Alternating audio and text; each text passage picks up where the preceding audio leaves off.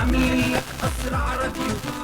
نفسك لازم تسمع دايما حاجة تفيدك او تمسك. شباب والرياضة دايما فيها حاجات كتير تهمك، ماتشات اخبار وبرامج واغاني تهزك. شباب والرياضة، شباب والرياضة. هقول لك حاجة، الشباب والرياضة FM 108 الراديو بقى حاجة تانية.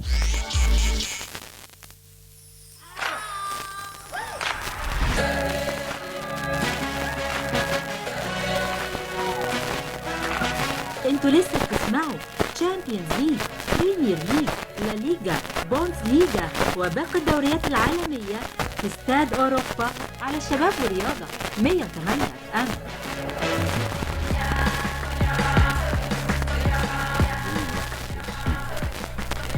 اهلا بكل اللي بيسمعنا. بنكمل كلامنا خلاص بين الشوطين. خلاص بدأت احداث الشوط الثاني. حتى الان تقدم برشلونة بهدف مقابل شيء لريال مدريد. بنجدد التحية معاكم من على المكتب حنان عبد النبي، الاخراج احمد عبد السلام، من جوه الاستوديو كابتن عبد الحكيم علي، كابتن عبد الحميد حافظ، كابتن محمود حافظ، وانا اسلام عبد العزيز. شوط اول جيد من الفريقين طبعا. وإن كان أنا في المباريات يا كابتن عبد الحميد من المباريات اللي بتوقع فيها أن يكون فيها إثارة أكتر من كده شوية، طبعا مباراة زي ريال مدريد وبرشلونة الإثارة قليلة شوية، ولا هو إيقاع اللعب علشان كأس الملك شوية مش. لا، طبيعة البطولة اللي بيلعب فيها الفرقتين عادة انت عارف ان ماتشات الكاس يعني قاعدة بتبقى في معظم البطولات او في معظم دول العالم، يعني بتلاقي فيها الحكايه دي، بتلاقي ان الماتشات بتبقى متقفله، وان كان يعني هم مزودينها شويه. صح، لان الماتشين يعني الكلام ده هيحسم فيها لقب كاس الملك، كنا ممكن نقول لكن انت لسه عندك مباراه ثانيه. هو عايزين ما كانش بيتابع الشوط الاول.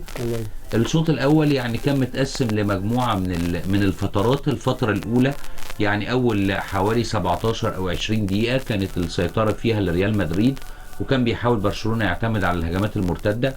يمكن مع الدقيقه 22 او الدقيقه 23 تحديدا بدا برشلونه يغير من استراتيجيه لعبه، انه بدا يضغط من المنطقه الاماميه بحوالي 6 او ب7 لاعبين بغرض ان هو يغلط لاعبي ريال مدريد.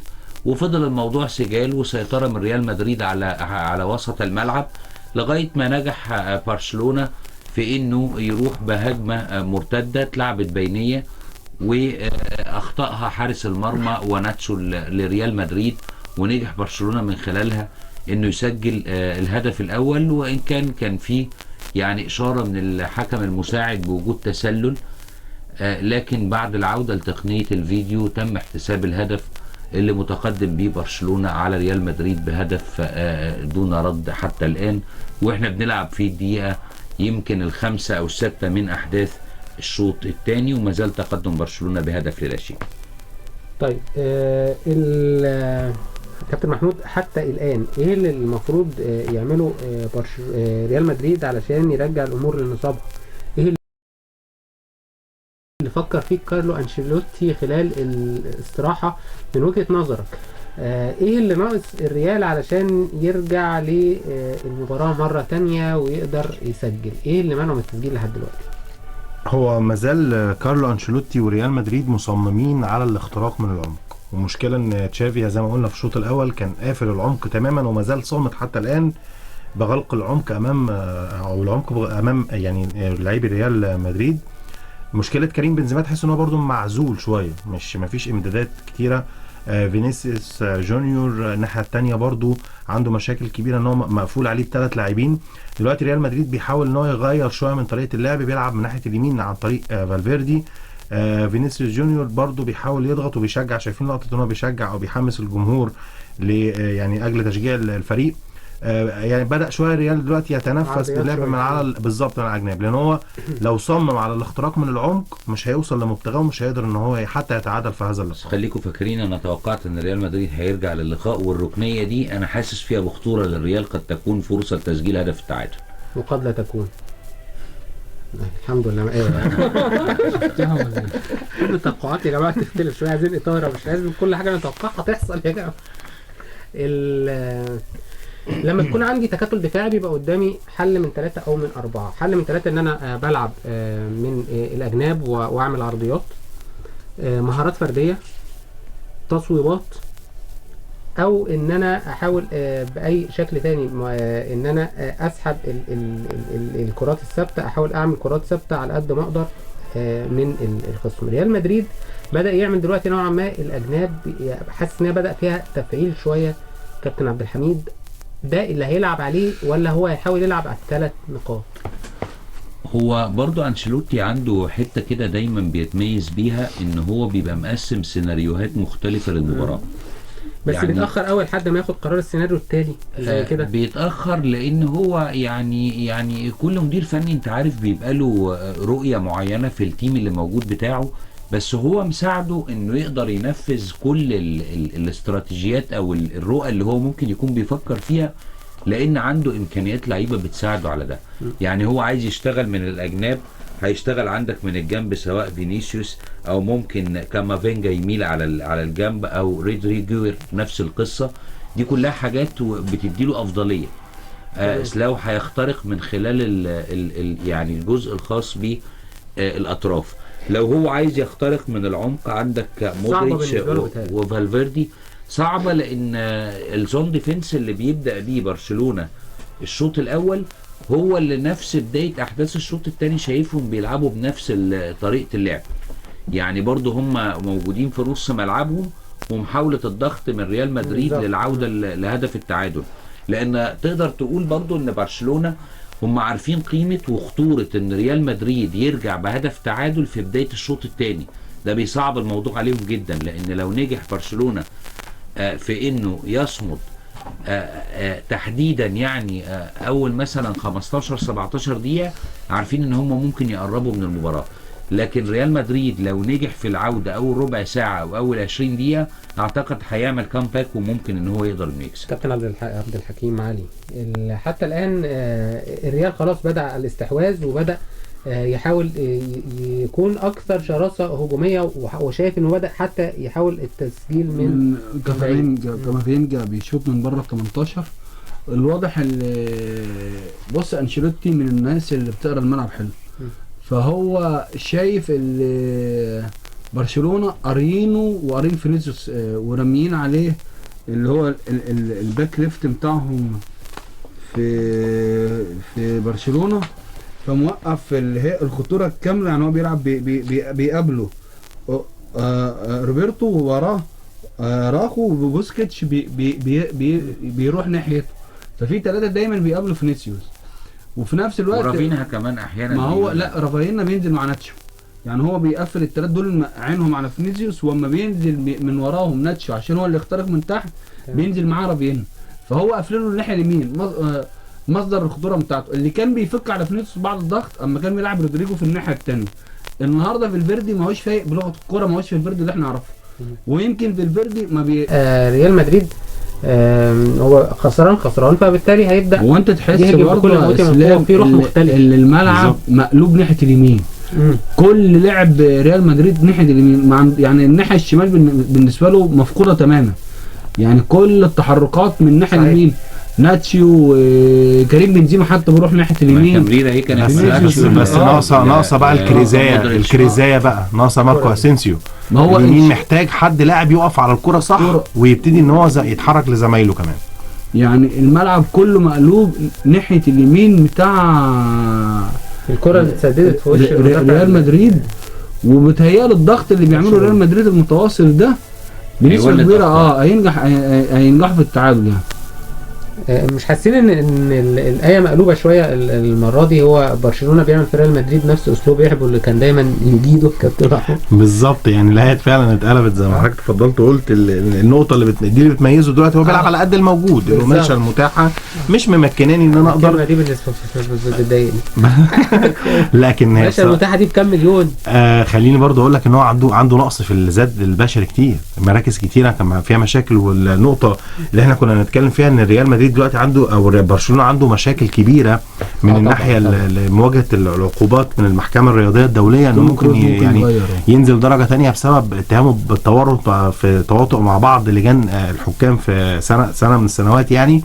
فدي القضيه دي دلوقتي مثاره. وخلينا نقول برضو ان الريال ليه موقف كويس ان هو ما رضاش يوقع على الشقوه المقدمه من انديه الليجا، بعد بنفسه تماما، لانه بيعتبر ان برشلونه المنافس التقليدي ومش عايز يدخل في مشاكل مع جماهير كاتالونيا. عندنا كده برضه. نعم عندنا كده يعني، ما عندنا ما فيش عندنا بيلعبوا على قد القماشه فعلا. وما فيش شكاوى بتتهدم ضد حد والمواضيع ماشيه عادي. السكواد بتاع ريال مدريد وبرشلونه تقريبا يا كابتن محمود، يعني بعد ما تخلص ده تقريبا يدخل في قد مليار لما لو جمعنا الفريقين على بعض يدخل في القيمه التسويقيه طبعا تعدي المليار. انت بتتكلم في يعني مثلا لو هقول لك مثلا كريم بنزيما، على فكره ايدين هازارد مثلا ناس كتير ما تعرفش ان هو رقم بيعدي 105 مليون يورو، ده رقم اللي هو جاي بيه من تشيلسي. كريم بنزيما رغم تقدم العمر لكن الجوائز اللي بيحصدها والدورات او المباريات اللي بياخدها مع الفريق والبطولات اللي بياخدها مع الفريق بتخلي ان الرانك بتاعه يكون عالي جدا. انت بتتكلم في لعيبه اي كلاس، مش بكلمك في لاعب مستوى ثالث. ما بتكلمنيش عن القماشه لو سمحت. لا، ما هي القماشه برضو ما زال فيها مشاكل كبيره. هو اللي بيعمله ده بلغه الكوره، هو تشافي عامل زي اللي عارف بلغه الكوره ده بنسميه الترزي. هو بيحاول ان هو يفصل المتاح. انا عندي ده ومحروم من كل الثنائيات اللي ممكن تتعمل. الناحيه الثانيه المباراه دي ممكن يتم يعني تقديم انتقادات لاذعه لريال مدريد وبالاخص لكارلو انشيلوتي، لان هو معاه كل الاماكن. هو في رضا اصلا حاليا عن كارلو انشيلوتي؟ احنا لا حاليا مش بنسبه لا طبعا في مشاكل كبيره، على الرغم من زي ما قلنا التفوق على الليفر، لكن هو على مستوى الدوري في ما قلنا ان الجماهير او يعني الفانز بتوع ريال مدريد انتقدوه لان هو يعتبروه ان هو اهدر العديد من النقاط في الليجا. كان زمان دلوقتي متصدر، دلوقتي انت اخر تعادل ده حتى كمان ما قربكش، انت لو كنت كسبته كان هيبقى فرق 5 نقاط بس. فالمباراه دي عنق زجاجه بالنسبه له، لازم يكسب عشان يفرض ان هو موجود وافرض شخصيه البطل للريال اللي موجود في كل البطولات. وحتى الان انا لسه ما خرجتش من ورا بطوله. القماشه برضو يا كابتن عبد الحميد، ومين كفته قد تميل تسويقيا اكتر بعيدا عن المباراه اللي قادر برشلونه يعني يضيق فيها ريال مدريد الكأس الأدق للعديد من الأندية، وقادر يلعب له على الفكرة اللي بدأتها المدرسة الإيطالية، وأبدأ إن أنا أجيب الهدف وأبدأ أتعبك. مين اللي ممكن يكون سكواده مرجح أكتر حتى الآن؟ والله أنا هقول، بس أنا مش عايز يعني كلامي يتفهم إن أنا بميل أو الكفة بتميل عندي ناحية ريال مدريد، لكن احنا بنتكلم في واقع بالزبط. لان انا من وجهة نظري انك ممكن جدا يكون عندك القيمة التسويقية للاعب كرقم بتتعامل معاه، وعندي قيمة تسويقية اخرى ما بتتعلقش برقم او اللاعب ده بيساوي كام. لكن القيمة التسويقية الاخرى بالنسبة لي اللاعب ده بيقدم ايه مع فريقه، ومقدار ابداعه وصناعة الفارق مع فريقه شكله عامل ازاي. انا شايف ان في عنصرين هنبدا بيهم في ريال مدريد، سواء كامافينجا او سواء يعني كريم بنزيما. شايف الاثنين دول كقيمه تسويقيه ممكن يكون في لعيبه كقيمه تسويقيه ماديه اعلى منهم، لكن مقدار تاثيرهم طبعا مع الفريق ومقدار ابداعهم داخل الملعب يفرق كتير جدا. تعال ضيف لده كمان لعيب زي لوكا مودريتش طبعا. يعني واحنا بنتكلم مع بعض دلوقتي الكرة كانت في هجمة موجودة لبرشلونة والصورة كانت مع لوكا مودريتش عنده سرعة ارتداد رهيبة عشان يرجع ويغطي في منطقة نص الملعب. انت بتتكلم في لاعب سنه ما هوش صغير، بتتكلم في لاعب عمل مجهود بدني كبير جدا في احداث الشوط الاول وحقق حاجات كتير اصلا في تاريخه، فالمفروض ان هو ان الدوافع عنده تبدا انها تقل. بتتكلم في 38 سنه لوكا مودريتش، وبالتالي يعني قيمه ما يقدمه في الملعب من ابداع. نفس الحال بالنسبه للاعب زي فينيسيوس برضو ممكن يصنع لك الفرق في اي وقت. فانا بقول ان الكفه تميل بشكل اكبر لريال بقول لك من مدريد، 63 وادي توقع 65. يعني إيه كابتن اللي حصل محمود بقى؟ الدقيقه 65 فعلا. هو قال من 63 اسينسيو ل 65. إحنا عدينا اسينسيو 65. موجود خارج الخطوط بيستعد للنزول 65. عشان يكون اول عدينا تبديلات احنا دلوقتي في الريال. 67. لا هو واقف على الخط من قلت من الدقيقه، 63 واقف على الخط من الدقيقه ل 65. واقف على الخط، انا ليه دعوه ان هو واقف على الخط صح كده؟ تمام. طيب هناخد بقى نقطه مهمه جدا نتكلم فيها. اتفضل. الكل قبل المباراه كان بيقول الكفه زي ما كابتن عبد الحميد كانت بالارقام التسويقيه لصالح مين؟ ريال الريال. مدريد. طيب خليني اقول لك بقى، انت كنت بتقول القماشه، هرد عليك. انا على فكره انا مش مدافع عن برشلونه، بس انا بحب اللي يستفزني. ليه بقى؟ برشلونه استفزتك اكيد مش لا هو السؤال القماشه القماشه هتقول لي القماشه مش مدافع. طب انت داخل المباراه دي الماتش ده ممكن يكون فيه على فكره فيه كميه بطاقات انذارات ملونة، كبيره جدا، بطاقات فأعتقد ملونة. إن ممكن فيها كان في هجمه انا خدت بالي منها لريال مدريد، اتسددت بقوه في وجه المدافع. ما تقدرش تدور انذار فيها لان الكوره هي السيد الكرة اللي الموقف، رايحة. لكن تحذير شفوي يعني يعني. ايده جت في الوش. الايد بس يعني ما ترتقيش لكارت كان احمر. بيتكلم على الكوره اللي قبل دي، مش تسديده، مش هو على الكوره. سددتها وانا حسيت انها كانت متعمده نوعا ما. طيب رودريجو جوز تمام، هو على الرغم من الاصابه خلي بالك، بس هو خلاص كده هيلعب الكل في الكل. طلع مين؟ هيقلب الطريقه 3 كمان، ناتش طبعا. هيقلب الطريقه 3 صريحه، هيلاعب ورا 3 فلات، ودي خلي بالك في المرتدات خطره جدا. هنقول بقى هنا نقطه خطر جدا. نقطه بقى مهمه. نكمل بس النقطه دي ممكن بالظبط. كارفاخال ناحيه اليمين. ما هو هيلعب ب3 فلات، ما هو كارفاخال موجود في كده. 67. غياب بدري، انت بتتكلم في غياب بدري وديمبلي تمام وليفاندوفسكي، الثلاثه فرقه غايب يعني. الثلاثه فرقه. لا بس هو لاعب مميز، خلينا نتكلم بواقعيه بسرعه. يمكن الاصابات عطلته شويه. النقطه بقى اللي هنا هو هيلعب 3 فلات. هيلعب كفايه ان هو يعني. احنا قلنا الدقيقه 65 انا هحسبها نقطه طيب انا هعتبر نفسي عشان عثمان ولا عشان ديمبلي؟ احنا قلنا الدقيقه 65 اول تغييره، بس هو خالف توقعاتنا وراح منزل رودريجو كوس. تمام. احنا عندنا دلوقتي الناحيه الثانيه في عقل مفكر، الناحيه الثانيه اسمه شافي هرنانديز طبعا. عايز يرد على التغييره دي ويرد على ال3 فلات اللي في خط الظهر. عنده جوهره بره، بس جوهره عليها شويه تراب شويه. انسو فاتي رقم 10. الرقم ده كبير على فكره، هو واخد رقم ميسي طبعا. فهو حتى الان انتقادات لاذعه ليه انه مش بيقدم نفس المستوى، ما جاش ربع حتى مستوى ميسي. لكن هل نشوف النهارده هل نشوف النهارده اعاده ميلاد انسو فاتي ومصالحته لجماهير برشلونه؟ اعتقد ان التغييره ممكن تكون في وقتها هنا. عشان كده اهو بالفعل في تغيير وفي حد بيسخن على خط، هنشوف طبعا لما الصوره تيجي عليه. اعتقد انه ممكن يكون انسو فاتي. بيقول لك بعد تصريح الجسد لا يرحم الشهير بتاع ميسي، احرز 127 هدف وغير 79 اسيست، وخد بطل كاس عالم وكوبا امريكا وسوبر الفرنسي افضل لاعب يعني الراجل ده كان بيهزر ولا كان بيعمل؟ هو بيحاول يقفل اللعبه.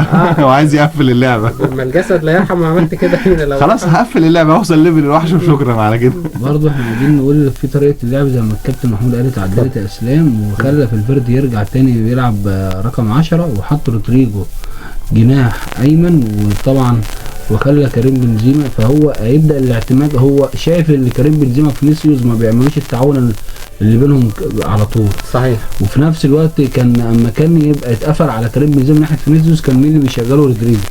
فشاف الفيردي وكريم بنزيما ما بيعملوش. انسو فادي نزل على فكره. انسو فادي اللي نزل اهو مكان. اديني حقي بقى اديني حقي بقى بعدين. اديني انا قلت لك هيرد، ما قلتش كده، قلت هيرد. قلت لك هيرد الناحيه الثانيه في عقل ده. بص يا كابتن، انا بعشق التفاصيل الصغيره بجد. يعني لو قعدتني قدام 100 مباراه مش هزهق، بس المهم ان انا اطلع من ال 100 مباراه دي بمعلومه. بس احب التفاصيل الكبيره. لا التفاصيل الكبيره كده موجوده، تمام، فكله هياخد باله منها. لكن التفاصيل الصغيره، لا بحييك طبعا على التوقع ده بجد يعني. حبيبي طبعا ده شرف ليا بوجودي مع حضرتك. النقطه دي في مدير فني قاعد بره مصحصح، انا قاري الملعب مركز في الجيم. خليني اقول لك بقى التوقع، بس ان شاء الله الساده المستمعين شويه هنقول كمان شويه في تغييره ممكن تحصل. هنقولها برضو ايه، وممكن التغييره دي هتخليها 1-1 يا تخليها 2-0 لبرشلونه. all nothing بالظبط. هي كانت هتبقى 2-0 لسه دلوقتي ما كملتش كلام انت. لا بس انا برضه عايز اتكلم في نقطه. اسلام، اصل احنا هنا المدربين في مصر يقعد يقول لك ايه، المدربين في اوروبا بيغيروا في الدقيقه 90 والدقيقه 80. لا احنا شايفين النهارده بيلعب رودريجو في الدقيقه 64 او 63 وبيرد عليه اكزافي بينزل انسو فادي في الدقيقه 66. فما فيش داعي عندنا في مصر المدربين يقول لك لا لا لا اصل ده الفكر الاوروبي، او المدربين الاجانب يجوا يمرنوا في مصر نلقى الدقيقه 80 85 يبدا اول لاعب يبدا يغير. لا ده هو ده بيغير، وبعدين كل واحد ليه فكره. هو ما بيتقيدش بدقيقه، هو بيغير بس على حسب طريقه، حسب طبيعه اللعب ومستوى اللعيبه في اللعب. لان هو هنا المباراه مش جوه الملعب بس، ده مباراه خارج الخطوط ما بين المديرين الفنيين. النهارده انت زي ما حضرتك قاعد بتفكر وانا متاخر بهدف انا ممكن ارجع للمباراه ازاي، انا في نفس الوقت كمدير فني الناحيه الثانيه بفكر في ايه؟ شكرا. بفكر في ان انا احافظ على الهدف بتاعي، او اقدر ان انا اسجل هدف تاني اعزز بيه عشان اضمن المباراه بالنسبه لي. لكن عشان تقول لي ان تفكير المدير الفني هيبقى ماشي في اتجاه واحد، مش هادي الكوره. هو ايه اللي بيميز مدير فني عن الاخر؟ هو قراءه ما بين السطور اثناء المباراه. النهارده انت مش تشكيله، يعني لو قصه انك بتحط تشكيله وخلاص واللعيبه بتنزل تخبط في بعضها والموضوع انتهى، هقول لك ماشي. لكن لا، هو علم وهي دراسه وهي تفكير، وانك تعيش مع اجواء المباراه. تحول ادي الثاني اهو، الثاني مش ممكن في منتهى الخطوره. اللي شالها تيبو كورتو ولا شالها ولا لا كانت راحه فرانك كيسيه، بس اعتقد ان يعني كان فيها رايه وصفاره، كان تسلل، اعتقد انها تسلل. لكن هو من الواضح بالفعل ان كده بدات دفاعات الريال تبقى نوعا ما. هو عمل ايه بقى؟ عمل بقى التغيير الهجومي ده هيبقى على حساب الجوانب. ما هو لا هو اكزافي طلع قوي جدا، عبقري جدا في تغيير انسو فادي. رافينا عمل مجهود غير عادي في الشوط الاولاني، من اللي هو كان بيرجع دايما مع ناتشي وكان بيعمل مجهود غير عادي مع ناتشي. لما طلعوا انت بتشجع ريال مدريد ولا لا يا عم طيب ماشي. لما طلعوا انشيلوتي وطلع ناتشو، فخلاص ما عادش في احتياج لرافاينا. خلاص كده رافاينا شكرا، الدور اللي انت كنت مطالب بيه اللي لو كان ناتشو يطلع من تحت ويجي من تحت واحنا ماسكين فينيسيوس هو يخش تمام ناتشو يعمل الفارق.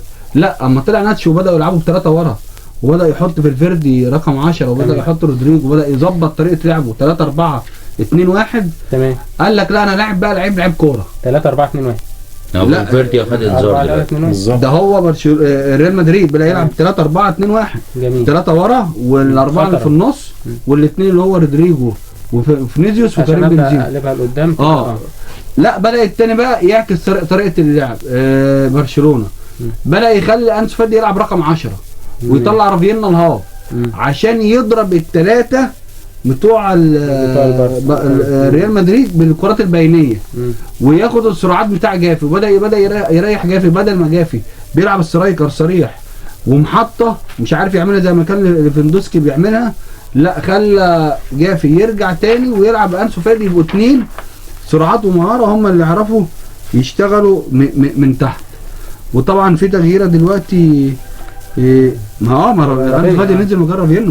ما انا بقول هو رافينا بعد المجهود الغير عادي اللي عمله مع ناتشو، وناتشو طلع واتغير، فخلاص هو طريقه اللعب اللي هو بقى متوقع بالنسبه لك التغيير دي كابتن عبد الحليم؟ هو بالفيردي كمان هو لسه لا ده هو خد انذار في اللعبه اللي فاتت ان في دلوقتي ضربه حره لصالح برشلونه على حدود منطقه ال 18 لريال مدريد، لكن بتتشتت. على فكره الكره اللي كانت اتسددت من خارج منطقه ال 18 هي ما كانش فيها تسلل، ده هي خبطت يعني كره فرانك كيسيه اللي سددها خبطت في بالدي وغيرت اتجاهها وطلعت ضربه مرمى. عشان كده الراجل كان منفعل جدا جدا فرانك كيسيه، لان كانت فرصه مهمه قوي انه يسجل بيها برشلونه ويقتل المباراه بشكل كبير جدا يعني، وكان هيقتل كل احلام ريال مدريد في العوده للمباراه مره ثانيه.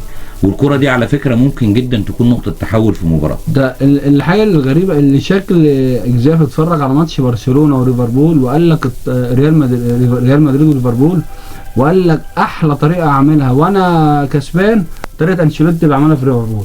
فتحس هو مقفل دلوقتي بالظبط بال10 بيدوقوا من نفس من نص يعني حتى اما نزل الاثنين بقى بيلعب انسو فادي وجافي وبالدي، بس هم الثلاثه اللي قدام، والثمانيه اللي ورا كلهم في نص ملعب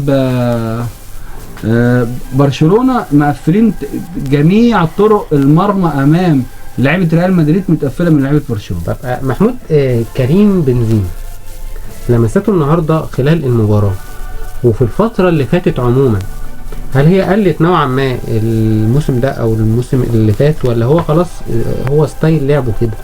هقول لك مفاجاه، كريم بنزيما واخد مسكنات عشان يلعب المباراه دي، عنده اجهاد عضلي شديد جدا ومفيش عنده بدائل ان هو يلعبها تاني غير دي، لان برضه في نقص حاد في سكواد. خلي بالك، شوف احنا بنقول ريال مدريد والقيمه التسويقيه والقماشه، المباريات الكتيره اللي لعبها، كاس عالم للانديه، سفر للمغرب، عوده لاسبانيا، سفر لمدينه ليفربول لملاقات مباراه برضه مش سهله. انت ليفر كان كسبانك في اول 20 دقيقه يعني هدفين نظيفين، بعد كده ترجع وتكسب 5، وبعد كده ترجع تلعب في الدوري، وبعد الدوري تلعب برشلونه في نصف نهائي كاس ملك اسبانيا، والسن مع كريم بنزيما مش في مصلحته، فهو بيلعب بمسكنات، هو عنده اجهاد عضلي شديد جدا، نفس الاصابه بتاعت ليفاندوفسكي، بس يعني هنا قدر ان هو يحافظ عليه شويه يعني. لكن هنا كريم بنزيما حتى تحس الجاريه بتاعته فيها مشكله. وخليني اقول لك برده رودريجو تحس ان هو نازل فيه مشكله، رودريجو لسه نازل مش عارف يعمل سبرنت بالظبط، فهي خياراته هو مضطر عليها يعني، او هو مضطر ليها هو دلوقتي يعني. ده هيشتغل كورسات وبيحاول يلعب يعني بفكره الكورسات، حتى قدر ميليتاو كمان تقدم اهو. في حاجه مش مظبوطه في توزيعه ريال مدريد، تحس ان الفرقه كمان اتفشكلت بلغه الكوره كده. طيب نقول بقى النقطه اللي احنا قلنا كمان 5 دقايق عليها، يا 2-0 احنا قلنا، يا 1-1. ده وقت سيرجيو روبرتو في خط وسط برشلونه. ليه بقى؟ الريال دلوقتي سايب 3 فلات في خط الظهر، وفي مساحات، وخليني اقول لك اصلا هم بيلعبوا 4 مكشوفين، يعني هم بيلعبوا 4 ضعاف.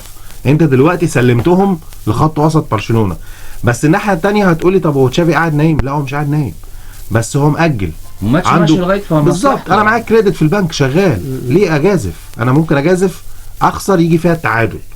هو مستني عشان بعدها هيعمل تغييره ثانيه بالاركون اللي هو رقم 38، تمام، الفارو الاركون، عشان يسد الستاره اللي في النص دي. انت بتقرا دماغه. ما انا بحاول ان انا اشوف فكرته، لان هو ما عندوش خيارات برضو. خلي بالك برضو هو يعني الخيارات اللي موجوده مش كتيره، فهو عايز انا اطلع كسبان ويحلها الحلال في مباراه العوده في يعني في نو كامب، تمام. لكن حتى الان الريال بيضغط، وخليني اقول لك ان الضغط ده سانتياغو برنابيو فرق حاجه في المباراه مع الريال اصلا حتى الان. لا برضه هنرجع نفس الانتقاد. انت عندك دلوقتي رئيس النادي مهتم بالقيمه التسويقيه اكتر مش للاعبين، للنادي. تحويل الملعب لمدينه رياضيه متكامله بالظبط، وده اللي جزء كبير جدا مقفول من المدرجات، الناحيه الغربيه من المدرجات اللي هي شمال المقصوره يعني مقفول بسبب الموضوع المولات والحاجات التجاريه وبتاع. فخليني اقول لك ان هو رئيس النادي بيوجه ليك هو كمان انتقادات بسبب القصه دي، او حرم الفريق من اهم ميزه بتميزه ان ملعب يعني سانتياغو برنابيو ده من اقوى الملاعب، حتى هتلاقي حتى المساحات فيه متوسعه، لكن ما زال برضه لسه مش قادر ياخد الطاقه الاستيعابيه الكامله للملعب لجمهور ريال مدريد، بالطبع جمهور تقيل جدا. لكن عارفين في حاجه يعني ملحوظه مهمه جدا، احنا الدقيقه 79 دلوقتي وداخلين على اخر 10 دقائق من اللقاء، لكن رغم روعه انشيلوتي في انه يحاول ينوع من الطرق اللي بيحاول يخترق بيها عشان يوصل لمرمى برشلونه، لكن اكزافي قافل الدنيا كلها. يعني برشلونه انا مش لاقي زياده عدديه للريال مع التغييرات يعني اللي عملها كلها، مش لاقي زياده عدديه. حتى تشواميني برضو مش بالظبط. الشوط الثاني حاول انه يوصل لمرمى برشلونه ب3 طرق والثلاثه فشلوا. انه يوصل من على الاطراف بعرضيات، او انه يوصل من العمق، او انه يوصل بالتسديد من خارج منطقه ال18، لكن تمركز اكتر حتى من الضربات الثابته، تمركز رائع لبرشلونه، وسواء لحارس المرمى او لخط الدفاع بالكامل. يبقى الحل اللي فاضل لنا المهارة الفردية في الاختراق. مين ممكن يعملها في الريال ويكون بحالته الجسدية دلوقتي من وجهة نظرك؟ يعني مين كابتن محمود يقدر في الريال حاليا يكون ما عندوش اصابات، او مش باين عليه اصابات، ويقدر يعمل مهارة فردية متكاملة توصلنا؟ حتى دي صعبة، بس هيجاوب على السؤال ده كابتن محمود. وبعدين مين ممكن؟ وبعدين يعني هو في حاجة واحدة بس بعد ما كابتن محمود يجاوب هعلق على الجزئية. هدخل جوه العقل بتاع المدرب، بس هو صعب يعملها. هو في تغيير هنشوفها دلوقتي في برشلونة. اللي احنا بنقوله او النقطه اللي احنا بتميزنا دلوقتي، لو هو عمل حاجه واحده يجازف بيها شويه، يعمل سويتشات في الملعب، يغير مكان ماركو، يغير مكان فينيسيوس جونيور، ويعمل يعني شيفت ما بينه وما بين فالفيردي، او يحاول ان هو ينوع شويه من الهجوم، لان هو خلي بالك حتى الان هو فينيسيوس ظاهر دلوقتي، ما هو مش ظاهر لان هو مقفول عليه. فانت بتتكلم في الدقيقه 80 وما خدتش بالك من الجزئيه دي. ما هو انا بقول لك في مدير فني بره قاعد مركز وفي مدير فني تاني برضه تحس ان هو تاهت منه شويه. قوي. لعب ب3 فلات في خط الظهر، دي يعني مش عايز اقول جريمه كرويه، لا دي يعني انت لو هو فعلا بكامل سكواده اقرب لل 2-0 بالظبط، لو هو بكامل سكواده او لو دفع دلوقتي يعني سيرجيو روبرتو وضغط شويه هيقدر انه يجيب التاني. حتى الان برضو نفس الفكره، تحس ان اللعيبه بتلعب، كل لعيب بيلعب في جاب. نرجع للفكره المجنونه شويه اللي ممكن تحصل، واللاعب المهاري اللي ممكن يغير مسار الموضوع عند الريال. ده موجود في سكواد الريال حاليا بالطريقه دي لا، بالطريقه دي لا. لكن هقول لك برضو البدايل على الخط، انت بتتكلم في اسينسيو، انا ما شفتوش ليه دور. نفس القصه بالنسبه لفاسكيز، فين؟ ما انت عايز لعيبه بتعرف تلعب كوره، عايز لعيبه عندها حلول فرديه. انت منزله شواميني دلوقتي بتقفل او بتحاول ان انت تطير النص، طب ما انت كده هتبعد عن الثلاثه اللي في خط الضغط. هو فينيسيوس ممكن يقوم بالدور ده في الريال، بس لو عملت السويتش المجنون اللي بقول عليه طبعا. والازمه الاساسيه اللي موجوده ان برشلونه بيعمل بلوكات دفاعيه رهيبه جدا. يعني النهارده لما فينيسيوس بيعدي من ناحيه اليمين من واحد بيلاقي بلوك دفاعي بالتاني، بيلاقي بلوك دفاعي بمسانده موجوده من منطقه نص الملعب، فبيضطر يرجع بيها ويمررها لورا او يغير اللعب الناحيه الثانيه ناحيه اليمين. ده هو مهتم بالبلوك الدفاعي اكتر منه اهتمامه بالهجمه المرتده. طبيعي لانه كسبان. فالنهارده انا عصفور في اليد خير من 10 على الشجره. انا النهارده كسبان وعندي 1-0 ومتقدم على الريال بهدف، مش هجازف وافكر في هدف تاني او ان انا اعزز المكسب بقدر ما ان انا هاخد بان القاعده المعروفه جدا في الكوره خير وسيله للدفاع الهجومي. كابتن عبد الحكيم، انا شايف شويه للريال في منطقه 18 بتاعه برشلونه مش حاسس بزياده عاديه قوي، وكمان شاف ميس باص. انا مش عارف ده ميس باص بيحصل، اللاعبين مش واقفين مكان ولا ده بلوكات برشلونه قطع. هو البلوكات لان اكزافي مدي الاستحواذ لريال مدريد، بيقول لهم اشتغلوا زي ما انتم عايزين في نص ملعبكم، واول ما يبداوا بقى يعني ال 15 يارده اللي بعد ال 18 من نص ملعب برشلونه يبدا لعيبه برشلونه تقف. حتى ما بيطلعوا بالكوره ما بيطلعوش زي الاول بالسبعة 8 9 لعيبه، لا عايزين يطلعوا على مهلهم كمان بالكوره. والضغوط يعني. برضه عبد الحكيم ما تنساش ان الضغوط اللي عاملينها لعيبه ريال مدريد ضغطهم رجعهم. بس الضغوط دي واضح كده انها بدات تعمل حاله من حالات عدم التركيز عند لعيبه ريال مدريد. لوكا مودريتش اهو يعني مش بس هي البلوكات بتقطع مش البلوكات بس، هو كل ما الوقت بيعدي وانت متاخر بهدف فبيزيد التوتر، فبيقل تركيزك وبيزيد نسبه الميس باس. بس هم يعني بص يا اسلام، احنا في الدقيقه 84 ما هو خلاص هو كده عايز اللي عايزه من الماتش بيعتبر قرب ياخده، فبدأ يقفل بأقصى فاول ولا مشي اللعبة على فاول. بدأ يمشي اللعبة على اللي هو عايزه كده، هو فرحان ومبسوط قوي. حتى لو نسبة الاستحواذ 70 20 80 20 ما تفرقش معايا الاستحواذ حاجة. هو أهم حاجة يطلع النتيجة حتى معنوية. ممكن مباراة العودة تبقى عنده في كاتالونيا في برشلونة في الكامب نو، بس هو ما يكسب الريال في ملعب الريال في ساندي ولو بهدف لا هتفرق مع سانديجو برنابيو لا هتفرق معاه طبعا. محمود ما شاء الله عليه في التغييرات اكنه متفرج على الماتش اللي قبل كده. فلو انت محمود اتفرج على الماتش والنتيجه وريحنا بقى. انت شفته امبارح وانت تقريبا كده انت كل غشيت منه الصراحه. قول لي التغييره اللي جايه مين؟ سيرجيو روبرتو فعلا. ولسه حاصله تغييره من شويه، والكباتن الافاضل كانوا بيتكلموا. لو تفتكر في الاول قلت لك الفارو اريوزولا محدش توقعه خالص، بس جه متاخر. ما حدش توقعه فينا وما حدش توقعه في الدنيا كلها. ما حدش توقعه فينا في الدنيا كلها. انت اللي معاك هو ما حدش بيتوقع اصلا حتى الان للامانه كارلو انشيلوتي ما حدش بقى متوقعه في يعني لا احنا ولا بره.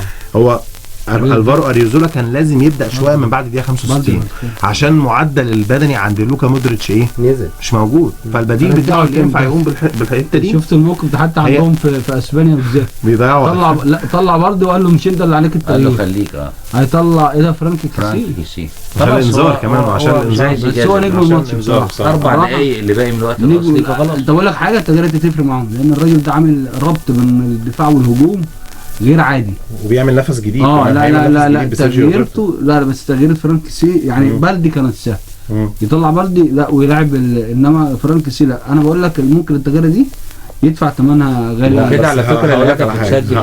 هقول لك على حاجه يا كابتن. هو لا ما هو كان واضح ان هو حد من في المباريات الكبيره يا كابتن بعض من المدربين الفنيين بيبقى عليه نظره ان هو بيشوف اكتر لاعب كان نجم في المباراه وبيسحبه قبل 5 دقايق من نهايه ياخد المباراه عشان ياخد الشو بتاع الجماهير الجمهور. وياخد التحيه حتى لو انا بلعب بره الارض. ده بيديله زي نوع من انواع السوكسيه كده، اللي هو انا بديك بياخد برستيجك، اللقطه وهو طالع. تاخد اللقطه لان انت عملت مباراه فتستاهل ان انت تاخد السقفه بس دي. لسه كتير، والريال ما تأمنوش. الريال مع مانشستر بس سيتي هو- في اخر هو- 4 دقايق هو منزل رجع سرعات. للماتش وكسب. هرجع للنقطه تانية لسه قايلها لحضرتك، ان الريال دلوقتي بيلعب 3 في خط الظهر ومين واحد كمان بيطلع اللي هو ادري ميليتاو بيلعب كروسات من ناحيه اليمين.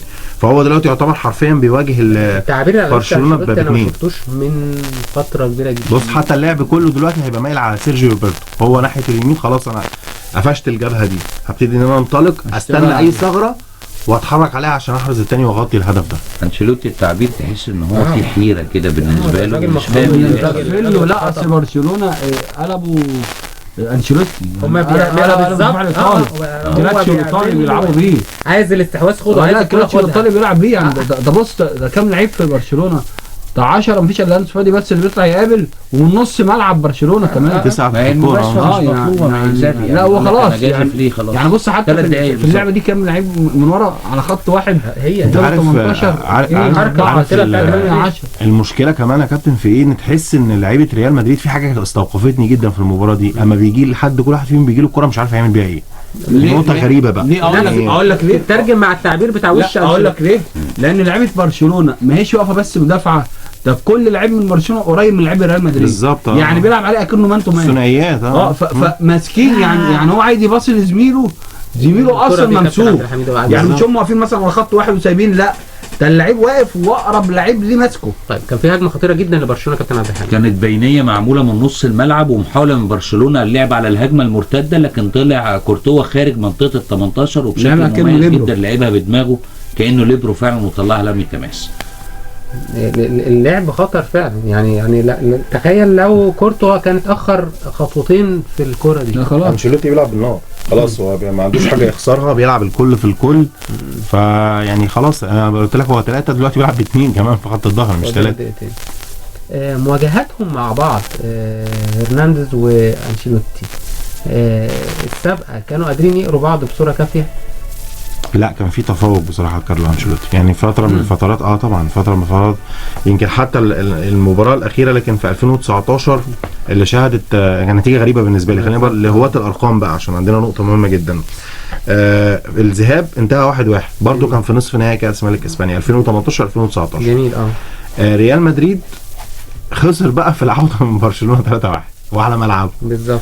فده ياخدنا لمؤشر برضو. خلي بالك انت عشان تقرا عقول المدربين الاثنين الموضوع صعب. يعني ده هو برضو خيارات كارلو انشيلوتي على ملعبه غير بره.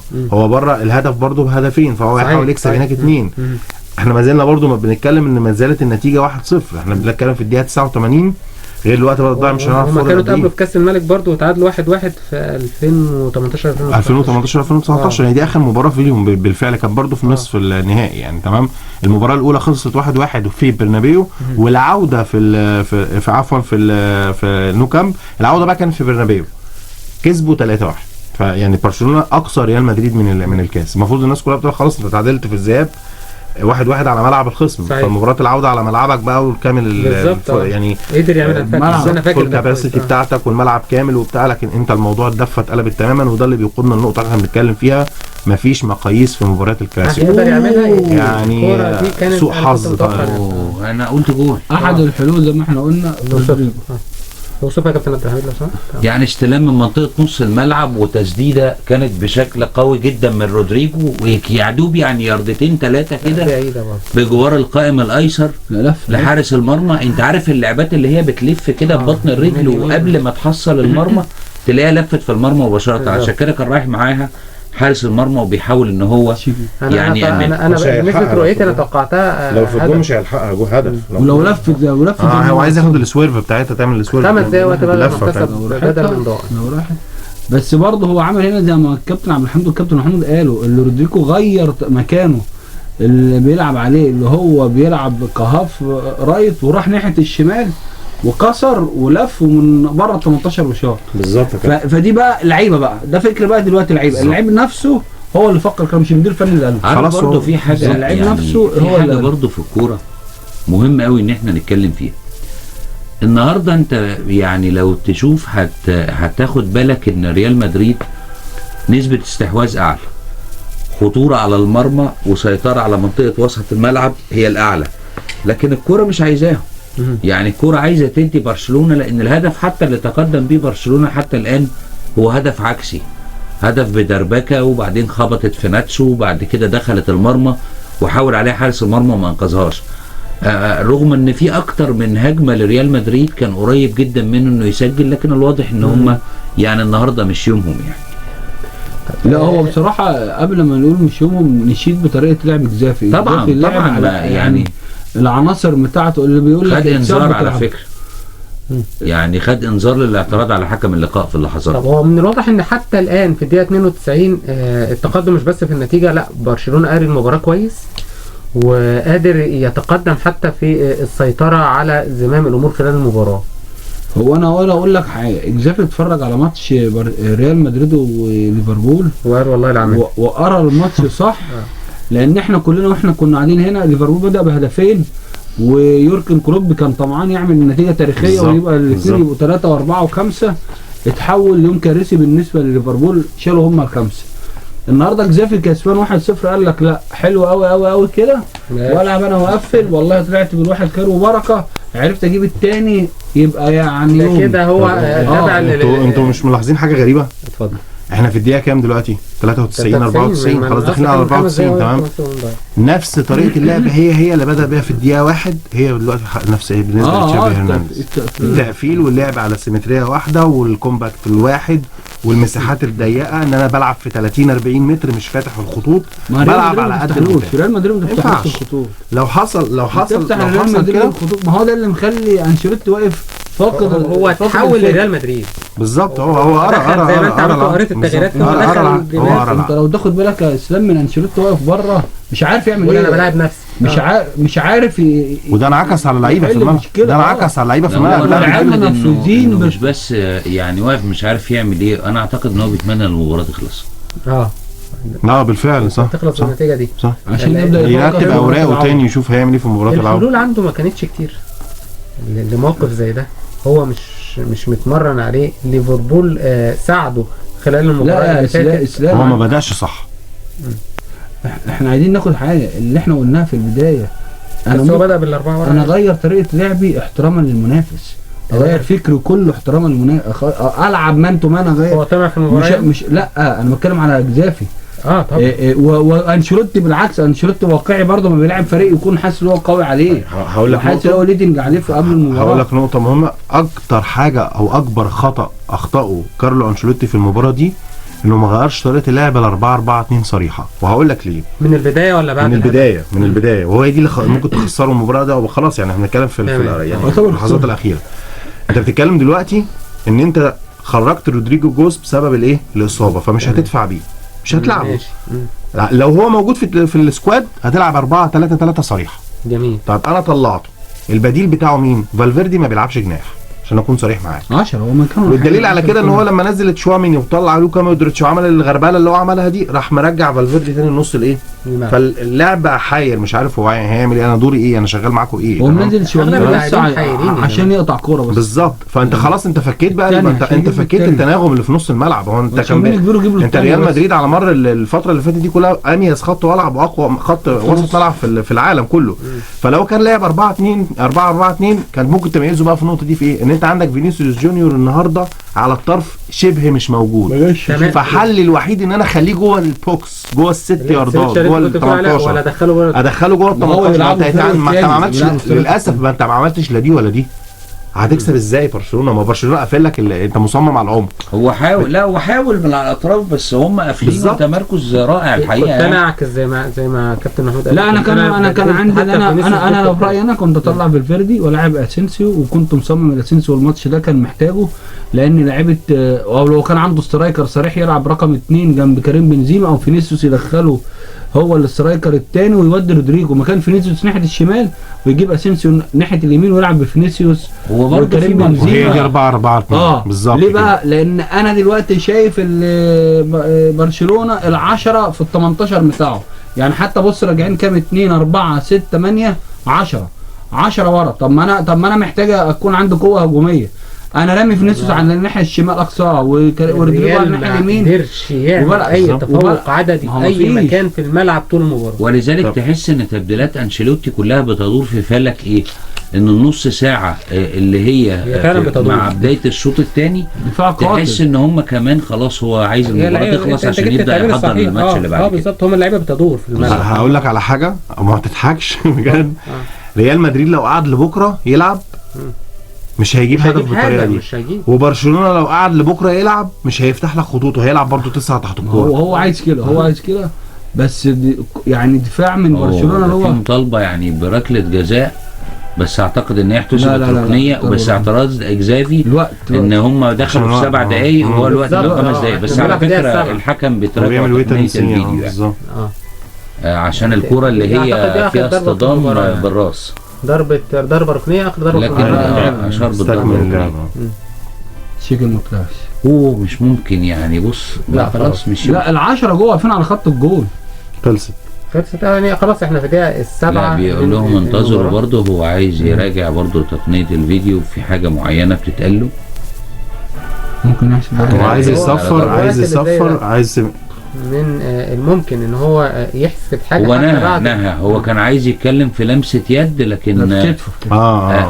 ودي على فكره لقطه ما ينفعش ما نعلقش عليها. اتفضل. لا بسمانه صح. يعني شوف هنا لان على فكره بس انا الحقيقه خلاص انتهت مش المباراة متذكر انتهت بالفعل المباراه. برشلونه بتهني كان بعض. في احد المباريات اللي كانت موجوده عندنا في الدوري وكان في ركله جزاء والحكم كان انهى المباراه وبعدين رجع الشوط الاولاني يعني، وبعدين رجع بعد كده للملعب تاني عشان يحسب ضربه الجزاء.